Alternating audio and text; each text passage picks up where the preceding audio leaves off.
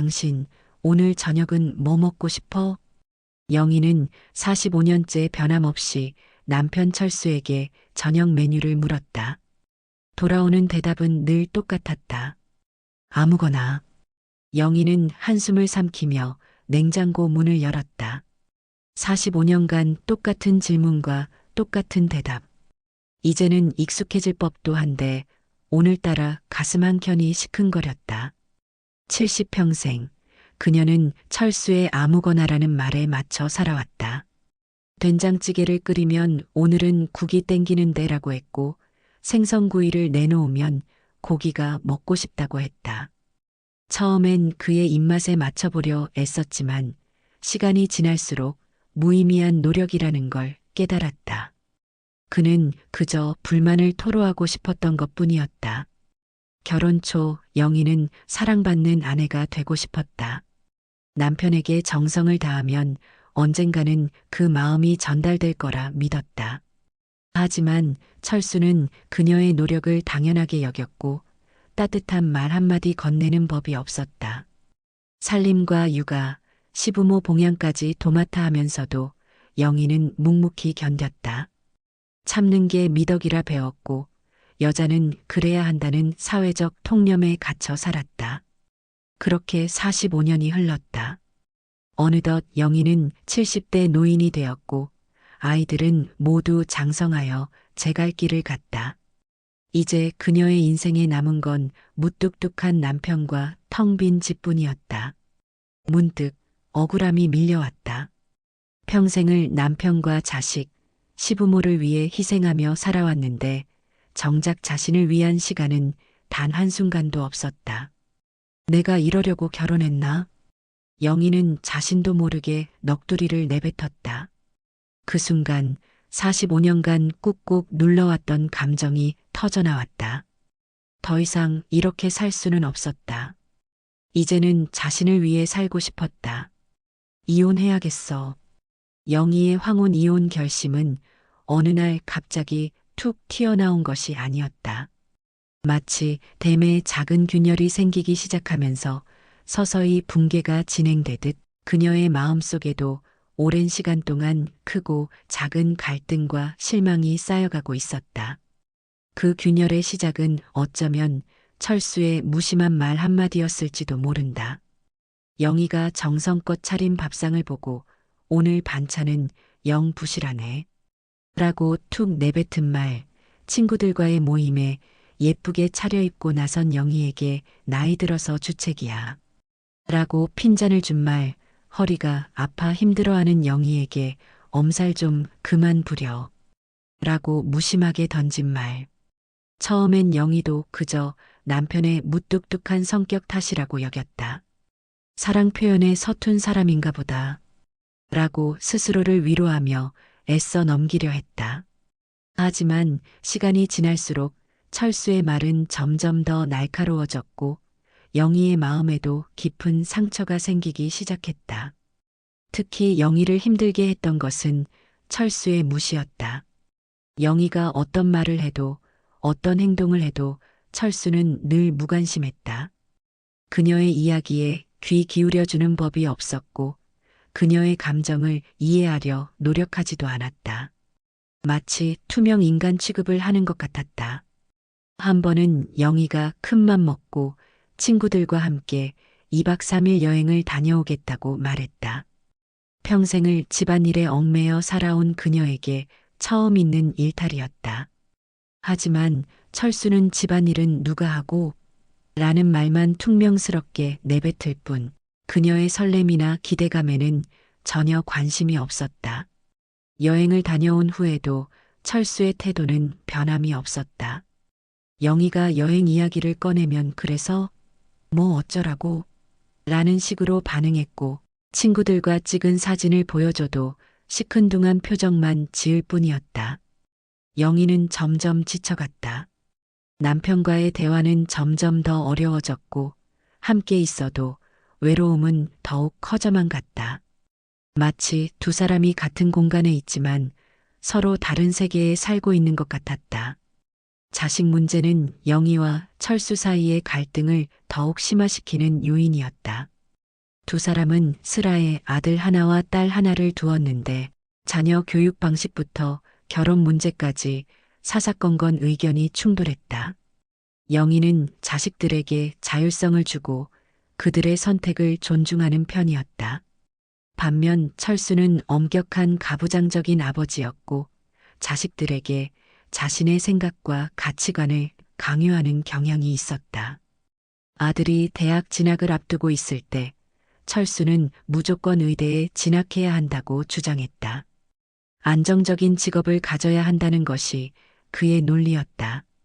하지만 아들은 문학에 관심이 많았고 작가가 되고 싶어 했다. 영희는 아들의 꿈을 지지했지만 철수는 쓸데없는 소리 하지 말고 공부나 해. 라며 아들의 의견을 묵살했다. 결국 아들은 아버지의 강요에 못 이겨 의대에 진학했지만 적성에 맞지 않아 1년 만에 자퇴를 했다. 그 후로도 철수는 아들에게 끊임없이 잔소리를 했고 아들은 아버지와의 갈등에 지쳐 집을 나가버렸다. 딸의 결혼 문제도 마찬가지였다. 딸은 평범한 회사원과 사랑에 빠졌지만 철수는 집안 수준에 맞지 않는다며 결혼을 반대했다. 영희는 딸의 행복이 가장 중요하다고 생각했지만 철수는 명예와 체면이 더 중요하다며 자신의 주장을 굽히지 않았다. 결국 딸은 아버지 몰래 결혼식을 올렸고 그 후로 철수와 딸 사이의 관계는 더욱 악화되었다. 영희는 두 사람 사이에서 중재자 역할을 하려고 애썼지만 엇갈리는 기대와 가치관의 차이는 좁혀지지 않았다. 자식 문제로 인해 영희와 철수는 끊임없이 다투었고 그 과정에서 서로에게 깊은 상처를 남겼다. 영희는 자식들의 행복을 위해 자신의 의견을 굽혀야 했고 철수는 자신의 권위가 무너지는 것을 참을 수 없었다. 경제권 문제는 영희와 철수 사이의 갈등에 기름을 붓는 격이었다. 결혼 후 줄곧 전업주부였던 영희는 경제권을 전적으로 철수에게 의존해야 했다. 철수는 매달 생활비를 줬지만 그 사용 내역을 꼼꼼히 따졌고 영희가 자신의 허락 없이 돈을 쓰는 것을 극도로 싫어했다. 영희는 알뜰하게 살림을 꾸려나갔지만 가끔은 자신을 위해 작은 사치를 부리고 싶을 때도 있었다. 친구들과의 모임에서 커피 한 잔을 마시거나 마음에 드는 옷 한 벌을 사는 것 정도의 소소한 즐거움조차 철수의 허락 없이는 불가능했다. 한 번은 영희가 평소 갖고 싶었던 스카프를 큰맘 먹고 구입한 적이 있었다. 그 사실을 알게 된 철수는 돈을 낭비했다. 며 영희를 심하게 질책했고 그 후로는 생활비를 더욱 깐깐하게 관리하기 시작했다. 영희는 점점 숨이 막히는 기분이었다. 마치 새장 속에 갇힌 새처럼 자신의 의지대로 할 수 있는 것이 아무것도 없었다. 경제권을 쥐고 있는 철수에게 밉보이면 당장 생활이 어려워질 수 있다는 불안감 때문에 영희는 항상 그의 눈치를 보며 살아야 했다. 특히 영희를 힘들게 했던 것은 철수의 의심이었다. 철수는 영희가 자신 몰래 돈을 빼돌리고 있다고 의심했고 영희의 일거수일투족을 감시하기 시작했다. 심지어 영희가 친구들과 만나고 온 날이면 무슨 꿍꿍이가 있어서 만난 거냐? 며 추궁하기까지 했다. 영희는 억울하고 답답했지만 자신의 결백을 증명할 방법이 없었다. 경제권을 쥐고 있는 철수에게 맞서 싸워봤자 자신만 손해라는 것을 잘 알고 있었기 때문이다. 시댁과의 갈등은 영희의 결혼 생활에 얹혀진 마지막 집 한 오락이었다. 영희는 결혼 후 줄곧 시부모를 모시고 살았는데 그 과정에서 시어머니와의 갈등이 끊이지 않았다. 시어머니는 전형적인 가부장적인 사고방식을 가진 사람이었고 며느리인 영희에게 엄격한 잣대를 들이댔다. 살림, 음식 솜씨, 말투, 행동거지 하나하나까지 트집을 잡았고 영희가 조금이라도 자신의 마음에 들지 않는 행동을 하면 불같이 화를 냈다. 영희는 시어머니의 비위를 맞추기 위해 최선을 다했지만 돌아오는 것은 늘 잔소리와 핀잔뿐이었다. 특히 아들을 낳지 못했을 때는 시어머니의 구박이 더욱 심해졌다. 아들도 못 낳는 게 무슨 며느리냐? 라는 말까지 들으며 마음고생을 해야 했다. 철수는 어머니와 아내 사이에서 중재자 역할을 하기보다는 어머니 편을 드는 경우가 더 많았다. 어머니에게 효도하는 것이 당연하다고 생각했고 며느리가 시어머니에게 순종하는 것을 당연하게 여겼다. 영희는 시댁 식구들 사이에서 철저히 외톨이가 된 기분이었다. 아무도 자신의 편이 되어주지 않았고 아무도 자신의 고통을 이해해주지 않았다. 시댁 식구들에게 영희는 그저 집안일을 해주는 사람, 아들을 낳지 못한 며느리일 뿐이었다. 시어머니가 돌아가신 후에도 시댁과의 갈등은 끝나지 않았다. 이번에는 시누이들이 문제였다. 시누이들은 사사건건 영희의 살림살이에 간섭했고 자신들의 어머니가 살아계셨을 때보다 살림이 엉망이라며 트집을 잡았다. 영희는 더 이상 참을 수 없었다. 평생을 시댁 식구들의 눈치를 보며 살아왔는데 이제는 시누이들에게까지 시달림을 받아야 한다는 사실에 분노가 치밀어 올랐다. 45년간 쌓여온 갈등과 불만은 어느 날 사소한 말다툼에서 시작되어 거대한 폭발로 이어졌다. 그날 저녁 철수는 여느 때처럼 텔레비전 앞에 앉아 있었고 영희는 저녁 식사를 준비하고 있었다. 오늘 저녁은 또 뭐야? 철수의 퉁명스러운 질문에 영희는 애써 감정을 억누르며 대답했다. 된장찌개 끓였어요. 당신 좋아하는 거잖아요. 맨날 된장찌개야. 질리지도 않아? 그럼 뭘 드시고 싶은데요? 몰라. 아무거나. 영희는 더 이상 참을 수 없었다. 45년간 똑같은 패턴의 대화에 신물이 났다. 아무거나라고 하지 말고 먹고 싶은 걸 정확하게 말해봐요. 영희의 목소리가 평소보다 높아졌다. 철수는 텔레비전에서 눈을 떼고 영희를 쏘아보았다. 내가 뭘 먹고 싶다고 말하면 당신이 해줄 거야? 당연하죠. 내가 45년 동안 당신 밥 해준 사람이잖아요. 45년 동안 해줬으면 됐잖아. 이제 좀 편하게 살자고. 편하게 살자고요? 내가 45년 동안 어떻게 살았는지 알면서 그런 말이 나와요? 알아. 아는데 어쩌라고? 내가 당신 노예야? 왜 나한테 이래라 저래라야? 내가 당신한테 이래라 저래라 한 적 있어요? 난 그저 당신이랑 대화다운 대화를 하고 싶었던 것뿐이에요. 대화? 무슨 대화를 하자는 거야? 맨날 똑같은 얘기 지겹지도 않아? 똑같은 얘기라고요? 당신은 45년 동안 내 말에 귀 기울여준 적 단 한 번이라도 있어요? 내가 뭘 좋아하는지, 뭘 싫어하는지, 무슨 생각을 하는지 관심 가진 적 있냐고요? 관심? 내가 당신한테 관심 가져야 할 이유가 뭔데? 당신은 그냥 내 아내고 애들 엄마잖아. 그걸로 된 거 아니야? 영희는 더 이상 말을 잇지 못했다. 눈물이 왈칵 쏟아졌다. 45년 동안 가슴속에 묻어두었던 슬픔과 분노가 한꺼번에 터져나왔다. 그래요. 난 당신한테 그저 아내고 애들 엄마였죠. 내 이름은 잊혀진 지 오래고 내 꿈, 내 인생은 당신 가족을 위해 희생했어요. 그런데 이제 와서 나한테 관심 가져야 할 이유가 뭐냐고요? 당신은 정말 나쁜 사람이에요. 영희는 울음을 터뜨리며 방으로 들어가 버렸다. 철수는 멍하니 그 모습을 바라보다가 다시 텔레비전으로 시선을 돌렸다. 그날 밤 영희는 잠을 이루지 못했다. 45년의 결혼 생활이 주마등처럼 스쳐 지나갔다. 기뻤던 순간, 행복했던 기억보다는 슬프고 힘들고 외로웠던 기억들이 더 많았다. 더 이상 이렇게 살 수는 없어. 영희는 굳게 결심했다. 이제는 자신을 위해 살아야 할 때였다.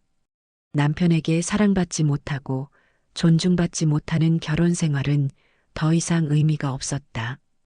다음 날 아침 영희는 굳은 결심을 하고 철수에게 이혼을 요구했다.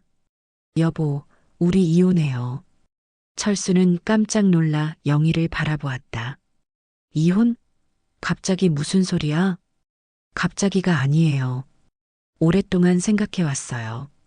더 이상 이렇게 살고 싶지 않아요. 뭐가 그렇게 불만인데? 내가 당신 굶겼어? 때렸어? 바람을 피웠어? 그런 문제가 아니에요. 당신은 나를 사랑하지 않잖아요. 나를 존중하지 않잖아요. 우리는 45년 동안 함께 살았지만 진정한 부부였던 적은 단 한 번도 없었어요. 사랑? 존중? 그런 게 밥 먹여줘? 당신 나이 들어서 이상해진 거 아니야? 나이 들어서가 아니에요. 이제라도 내 인생을 찾고 싶을 뿐이에요. 당신과의 결혼 생활은 나에게 감옥이었어요. 이제 그 감옥에서 벗어나고 싶어요. 이혼하면 어쩌려고? 당신 혼자 살 수 있겠어? 혼자 사는 게 두렵지 않다면 거짓말이겠죠. 하지만 당신과 함께 사는 것보다는 나을 거예요. 적어도 마음은 편할 테니까요.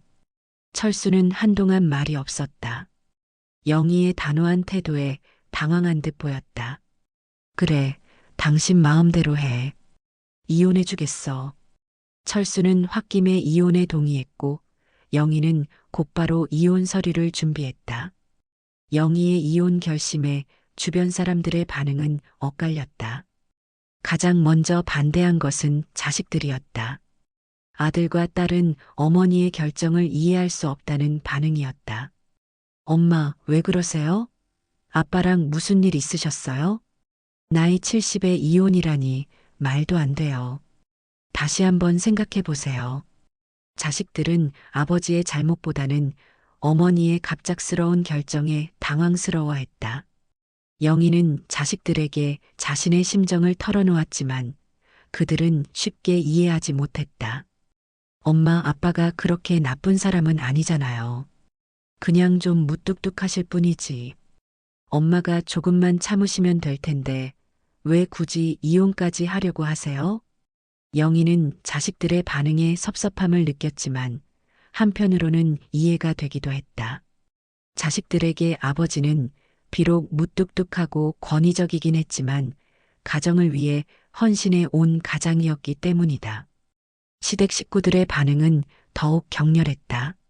시누이들은 영희를 찾아와 집안 망신이라며 맹비난했다. 나이 70에 이혼이라니 제정신이야? 우리 오빠가 뭐가 부족해서 이혼을 당해야 하냐고. 평생 호강하며 살았으면 됐지. 이제 와서 무슨 꿍꿍이야? 재산 노리고 이혼하는 거 아니야? 영희는 시누이들의 막말에 더 이상 참지 않았다. 그동안 호강시켜 주셔서 정말 감사했네요. 그런데 그 호강이 뭔지 아세요? 평생 당신들 비위 맞추고 당신들 가족 위에 희생하며 사는 거였어요. 이제는 그렇게 살고 싶지 않아요. 내 인생, 내가 살고 싶어요. 영희의 단호한 태도에 시누이들은 할 말을 잃었다. 그들은 영희가 이렇게까지 강하게 나올 줄은 몰랐던 것이다. 반면 영희의 친구들은 그녀의 결정을 적극적으로 지지하고 응원했다.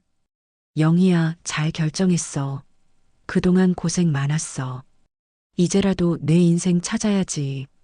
70이 아니라 80이어도 늦지 않았어. 앞으로 행복하게 사는 일만 남았네. 친구들은 영희의 이혼 소식을 듣고 오히려 기뻐했다. 그들은 영희가 그동안 얼마나 힘들게 살아왔는지 잘 알고 있었기 때문이다. 남편 복 없는 년 자식 복으로 산다고 너 그렇게 위로하며 살았잖아. 이제라도 내 복 찾아서 다행이다. 그래, 이제라도 내 인생 살아. 누가 뭐라든 신경 쓰지 말고. 우리가 있잖아. 친구들의 응원은 영희에게 큰 힘이 되었다. 이혼이라는 험난한 여정을 앞두고 친구들의 지지는 그녀에게 무엇보다 든든한 버팀목이었다. 이혼 과정은 생각보다 훨씬 더 험난했다. 철수는 처음에는 홧김에 이혼에 동의했지만 막상 이혼 서류를 작성하려고 하니 마음이 바뀐 듯했다. 그는 재산 분할, 위자료 문제 등을 핑계로 이혼을 차일피일 미루기 시작했다. 내가 평생 벌어놓은 재산을 왜 당신이랑 나눠야 하는데? 위자료? 내가 당신한테 무슨 잘못을 했다고 위자료를 줘야 해? 철수는 억지를 부리며 영희를 괴롭혔다. 영희는 변호사를 선임하여 법적으로 대응했지만 철수는 쉽게 꺾이지 않았다.